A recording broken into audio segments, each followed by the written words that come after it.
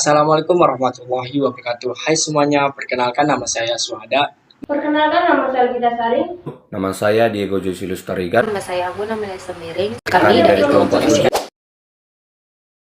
Kata baku adalah kata yang dimana penulisan atau pengucapannya sesuai dengan pedoman umum ejaan bahasa Indonesia. Yang kedua itu, kata baku biasanya digunakan dalam situasi formal atau situasi resmi. Contohnya dalam saat berpidato. Nah, yang ketiga, biasanya kata baku itu bisa kita cek dalam KBBI atau Kamus Besar Bahasa Indonesia. Tidak baku adalah kata yang situasinya tidak resmi, yaitu kata atau bahasa yang biasa kita gunakan dalam sehari-hari. Kata baku diartikan tolak ukur kata yang berdasarkan kesepakatan standar.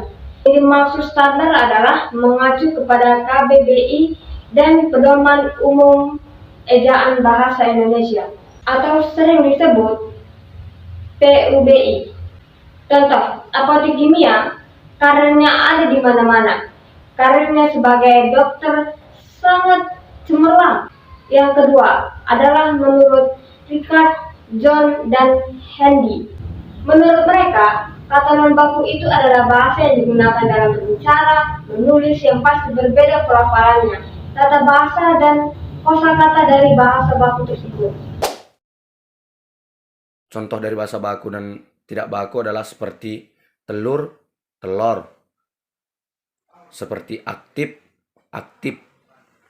Hal-hal kecil bisa membuat ataupun membedakan bahasa baku dan bahasa tidak baku. Pada kata baku dan non-baku terdapat beberapa ciri-ciri yang berbeda. Yang pertama itu ada di kata non-baku.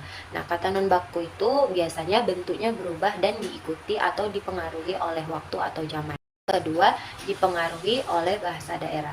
Nah, kata non-baku ini biasanya digunakan oleh orang-orang di daerah tertentu yang mengerti bahasa mereka. Contohnya seperti kita di daerah Sumatera Utara itu biasanya kita banyak menggunakan bahasa daerah kita, yaitu bahasa Batak. Nah, lalu ada di daerah lain yaitu di Jawa Timur, Jawa Barat, itu mereka menggunakan bahasa Jawa. Bahkan di tiap Jawa, di Jawa Tengah ataupun Jawa Barat itu memiliki bahasa Jawa yang berbeda. Selanjutnya yaitu bahasa yang diucapkan sehari-hari. Nah, seperti yang saya katakan tadi, bahasa daerah ini tuh bahasa yang digunakan oleh kalangan-kalangan di daerah tertentu yang mengerti arti dan makna kata tersebut. Nah, biasanya karena kita mengerti dan paham mengenai arti kata tersebut, maka bahasa ini tuh dijadikanlah oleh mereka untuk menjadi bahasa sehari-hari, bahasa yang biasa kita ucapkan sesama. Dan yang terakhir yaitu memiliki arti yang sama meskipun terkesan berbeda. Kata baku memiliki fungsi diantaranya. Yang pertama, fungsi kata baku sebagai pemersatu. Tanpa menghilangkan ciri khas ragam bahasa di tiap daerah di Indonesia, bahasa baku mempersatukan masyarakat dari seluruh penduduk di daerah masing-masing. Yang kedua, fungsi kata baku sebagai pemberi kekhasan. Bahasa baku atau kata baku ketika dibandingkan dengan bahasa lain yang serumpun seperti bahasa Melayu yang digunakan di negara tetangga maupun Sumatera, bahasa Indonesia sudah berbeda. Perbedaan itu pada akhirnya akan membawa dampak positif dan memberi kemantapan akan jati diri bangsa Indonesia. Yang ketiga, fungsi kata baku sebagai pembawa kewibawaan. Fungsi ini berkaitan dengan usaha seseorang untuk mencapai kesederajatan dengan perbedaan lain yang dikagumi melalui penggunaan bahasa baku. Yang keempat, fungsi kata baku sebagai kerangka acuan. Fungsi ini berarti bahasa baku menjadi tolak ukur untuk menilai dan menentukan penggunaan bahasa yang tepat sesuai dengan acuan yang disepakati.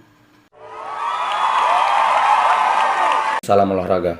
Bye-bye. Terima kasih. Assalamualaikum warahmatullahi wabarakatuh.